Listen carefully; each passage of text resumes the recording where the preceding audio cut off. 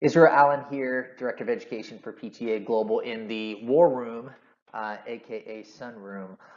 Talking to you today about how to train clients. We're talking about the experience of that training session. So we're not talking about biomechanics and form and those things. We're really talking about two specific things. We're talking about the client experience. How do they feel when they think about that session after the session?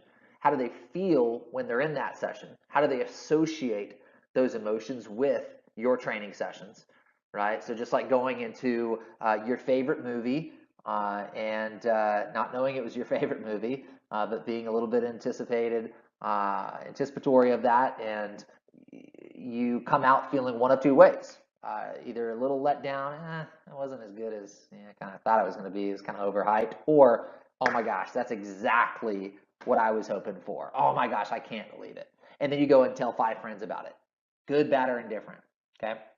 So that's the experience that we're looking to basically create using our tool today, which is going to be our PDQ, which we'll talk about here in a minute. The other thing is program design and development. How do I design a program, right? Develop that in a way that is periodized, progressive, but is very individualized. It really puts the personal inside personal training. They're going to know that this was customized for them, and you put a lot of thought around who they are in this program. So let's take a deeper dive and look at this. So our program design questionnaire essentially has 4 quadrants. The first is going to start with their goal.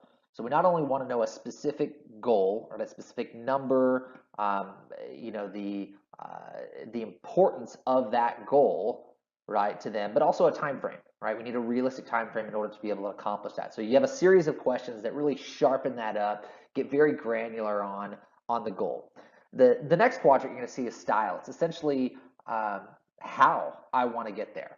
All right, so I can move in a lot of different ways. I can burn calories, I can lose weight and gain muscle, but it's how I feel in that process, right? It's the enjoyment in getting there, right? So it's not just the final destination, because in many cases, if the process isn't enjoyable, you'll never reach the destination, right? You'll never reach that. And you could argue, well, it's always a journey, it's never a destination. You're always setting new goals. Yes, but you're never really going to see sustainable progress because they're going to get bored, or they're going to, really have a disdain for working out because they don't enjoy it at all.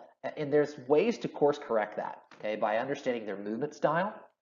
And there's questions that we ask to really ascertain what specific types of exercises they're going to enjoy. So that's going to be your style category, which is going to be your step 2.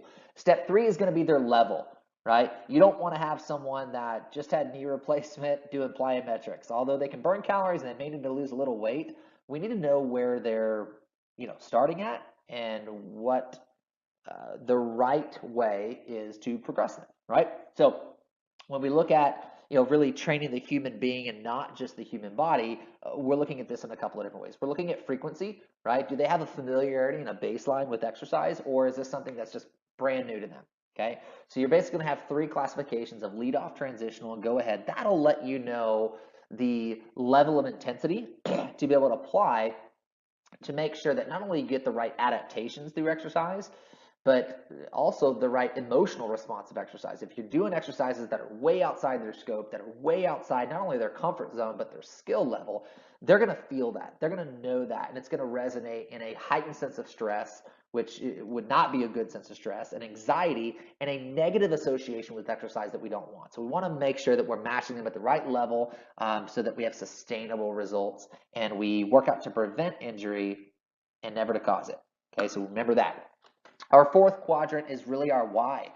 It's why is the motivation important? And this is really where I see a lot of longevity. This is where when times get tough, people continue to persevere. If they know that why, they understand who else is impacted by them reaching those goals other than them. Okay? And then they've made a commitment to you, and you know if they're a 10 out of 10 on commitment, or if they're still kind of like a 7, right? There may be something keeping them back. There may be something holding them back, and you need to figure out what that is, because if it doesn't show itself today, it'll show itself tomorrow, and it's better to uncover that and create some remedies and solutions right now that'll help them to have sustainable progress. And so here's kind of our 4 quadrants, the questions that you are going to ask in this. And what I'll do is if you comment in any of the comment sections and you are asking for this PDQ, I'm happy to send you this PDQ. Also, you can find this on our website and downloadable tools and use this. Take it, make it your own.